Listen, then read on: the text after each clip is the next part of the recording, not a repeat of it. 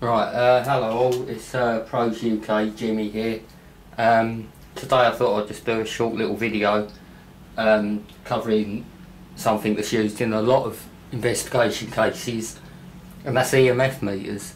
I mean, there seems to be quite a lot of confusion out there, and I just wanted to clear up a few things, and if there's a few people out there that might learn something from this video, good. I just want it to be educational. And if you already know it, good, but if you learn something from it, even better. Right, the first of the meters I'll be covering is probably one you've all seen before, the cell sensor. What this does, it measures EMF, or the electromagnetic frequency field, should I say, in the AC spectrum. Now what I mean by AC is that it's an alternating current. The current travels back and forth, back and forth, back and forth. Now where you'll most commonly find this is in power supplies for your house, the wall sockets. Any electrical equipment in your house will run off AC power. Now one thing that isn't too well known about these meters, the K2 as well, is they nearly all ignore the electric part of the field. They only measure the magnetic part. That's why the unit of measurement on them is the milligauss, and the milligauss is a magnetic unit of measurement. I'll cover the others later, but I'll say magnetic can be either measured in milligauss or microteslas. One thing I will show you is, as you can see, anything that's got a power current running through it, like my monitor or these speakers, I'm not going to be too awkward, I'll turn it on, that'd help, will set it off.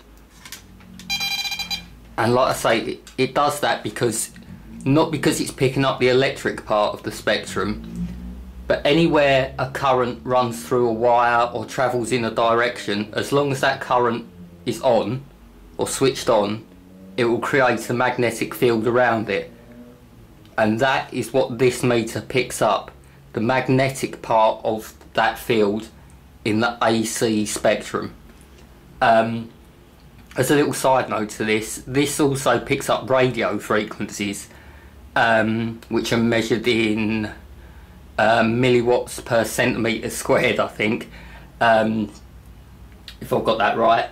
And this will also be activated by mobile phones, two-way radios in the area, so it's always something good to pay attention to. Like I say, they are mainly used for the AC part of the spectrum. Moving on, probably one you've all seen as well, is the tri-field meter. Now what the tri-field meter does, it measures, this one in particular, natural, it measures the natural part of the electromagnetic field, which is the DC current.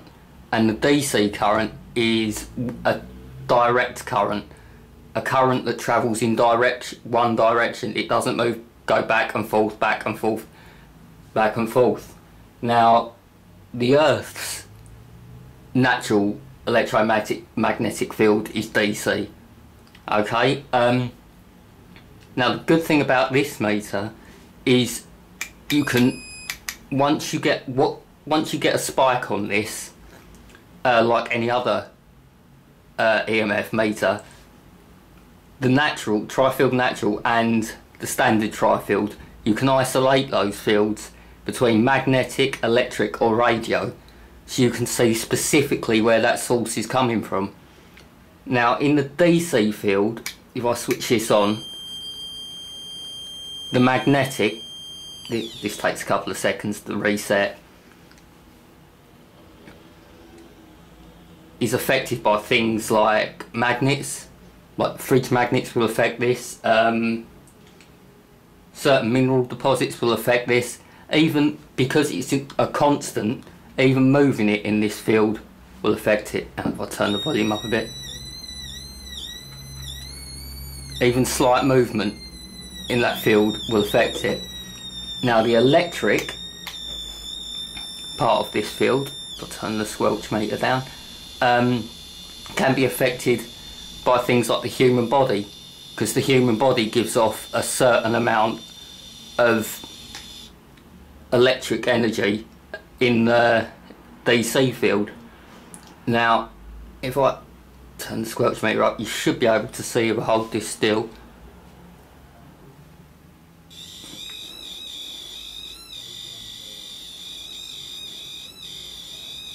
It is slightly affected by my body being close to it.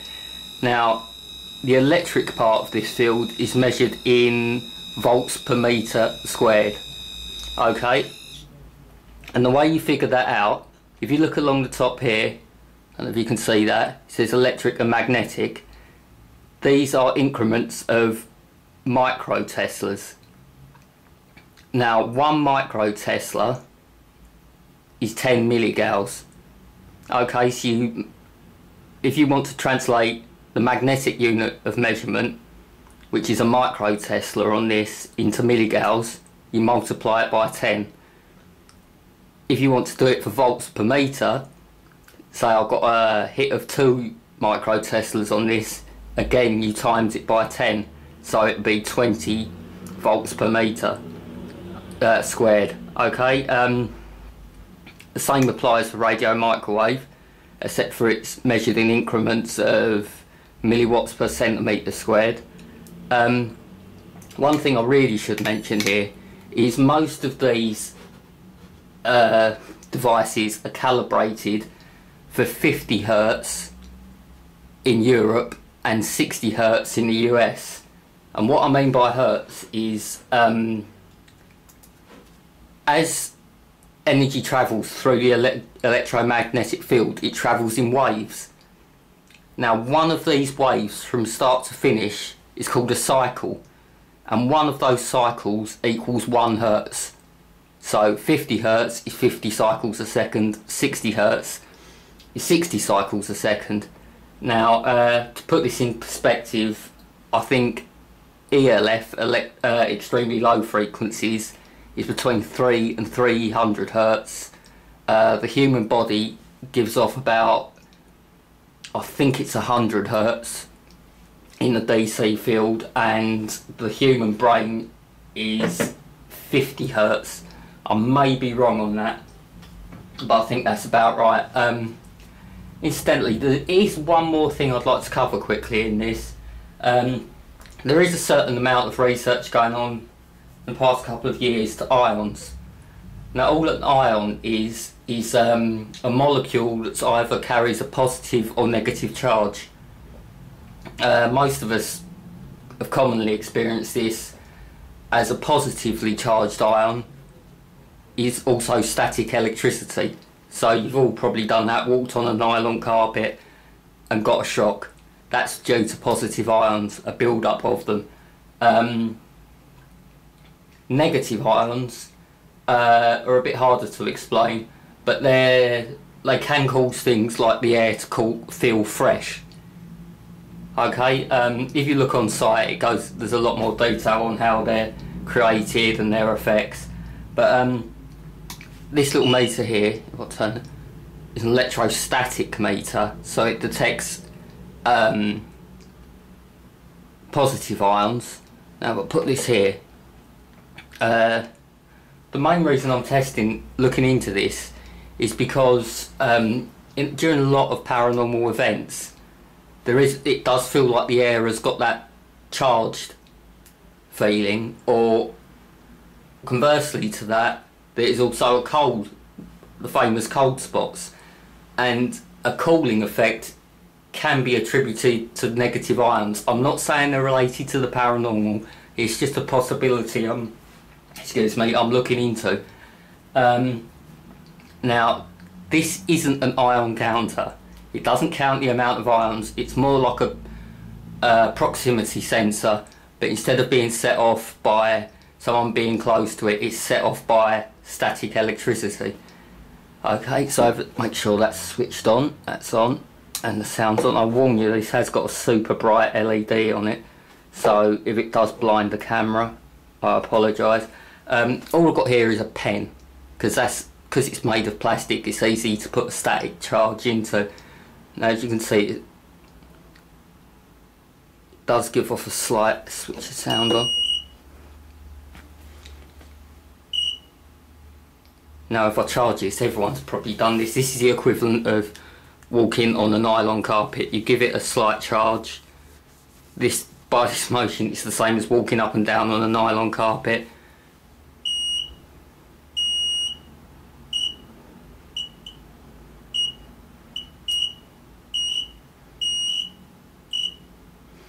Okay, and it's just something I'm looking into, and I'll keep you posted how it goes. I'm going to try it on a few investigations. We never know, it might correlate with some other results. But like I say, I just wanted to go over a few things on E.M.F meters and different meters that are commonly used, and I hope you enjoyed the vid. Like I say, it may seem a bit complicated and there's further explanations on site if you want to look into it, but once again, thanks for watching. I hope you enjoyed the video, and take care.